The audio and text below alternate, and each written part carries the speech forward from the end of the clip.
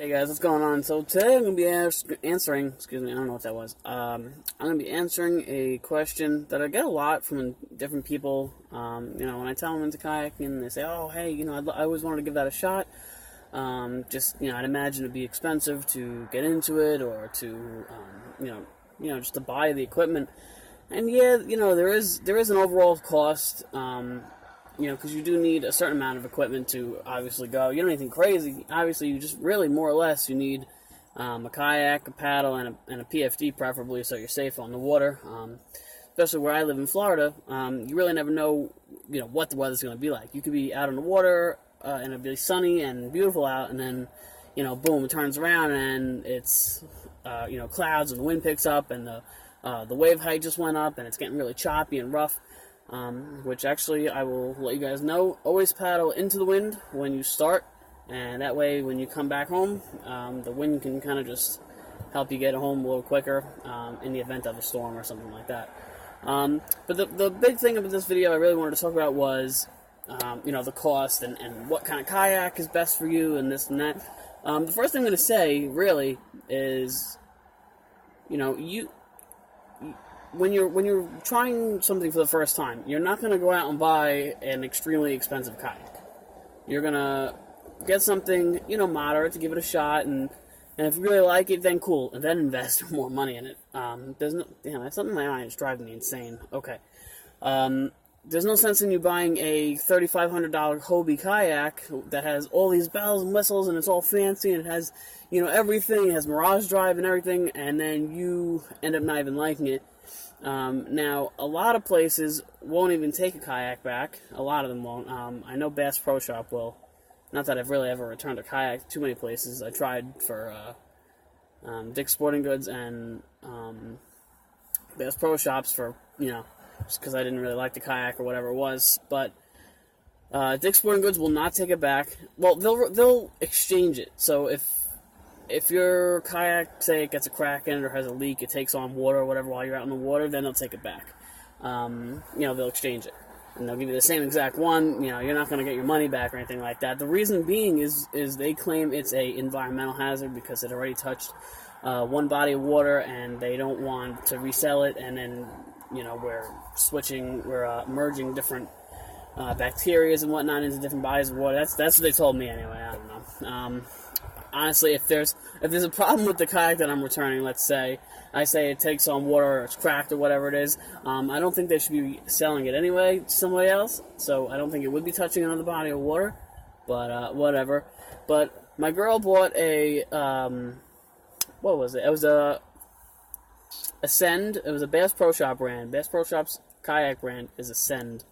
This was the D10T. It was a really nice kayak, very stable, had a very flat hull. It was extremely, you could stand up on it with no problem. The seat was alright. It wasn't like one of the more expensive fishing kayaks where it has like the flat back and you can really, lean into it. But it wasn't too bad.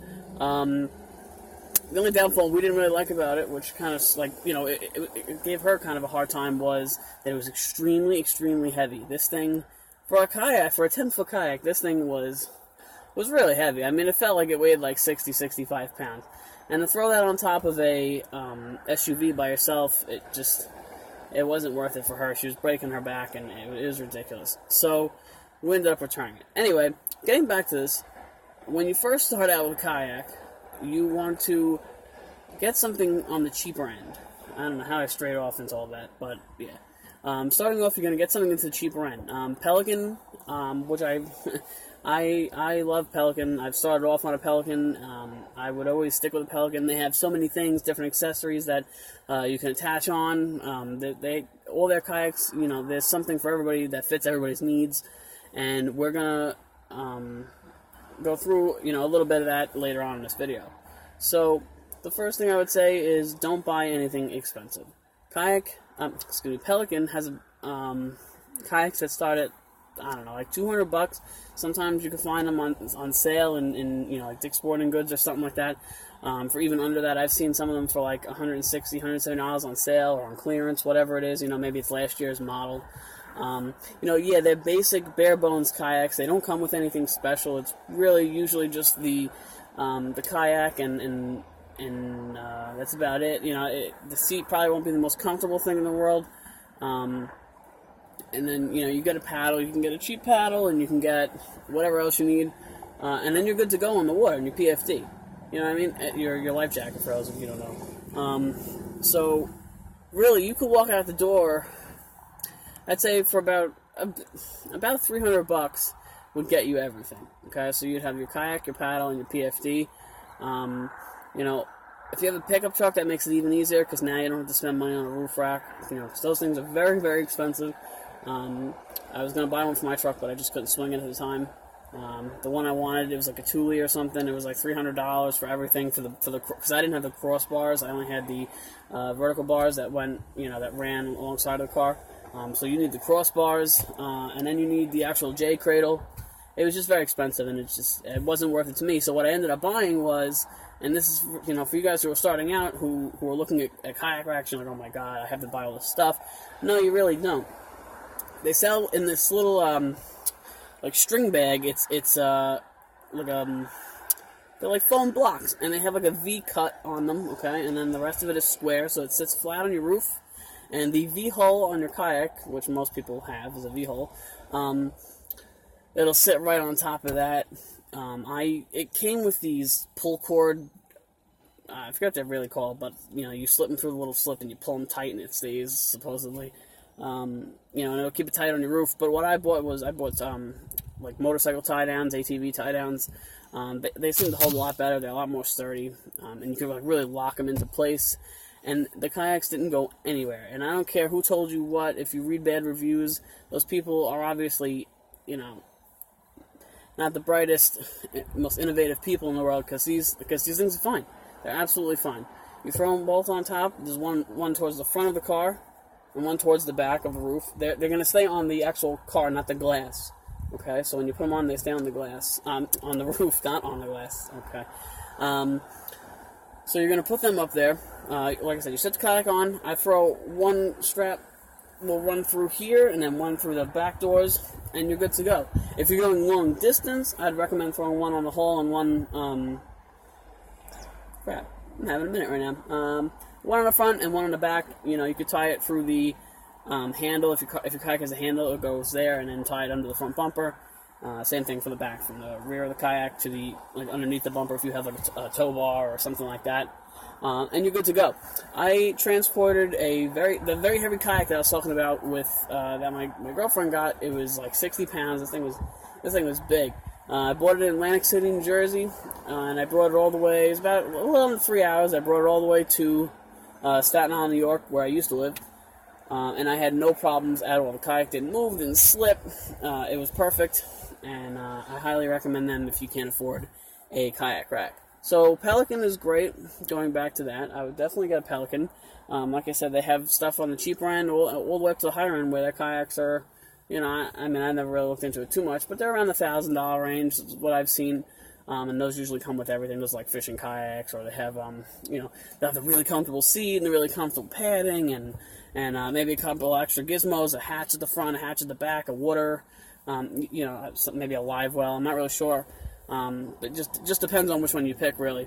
But Pelican's a great brand to start out with. Their kayaks are really light, actually, so that's good. They are extremely stable. There's no problems with them being stable at all. The first kayaks I had, I bought two different ones. I bought the Pelican Boost 100 and the Pelican Trailblazer 100.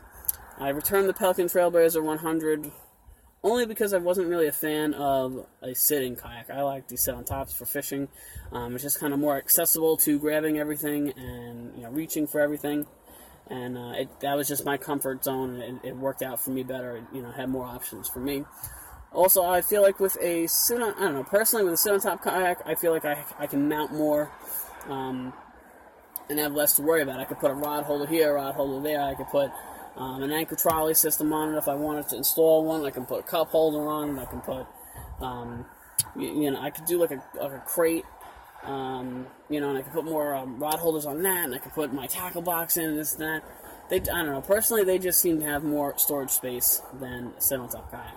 For the most part. Some of them actually have pretty decent storage space, but again, that's really preference, and that's where you're going to have to go around and check and see what works best for you.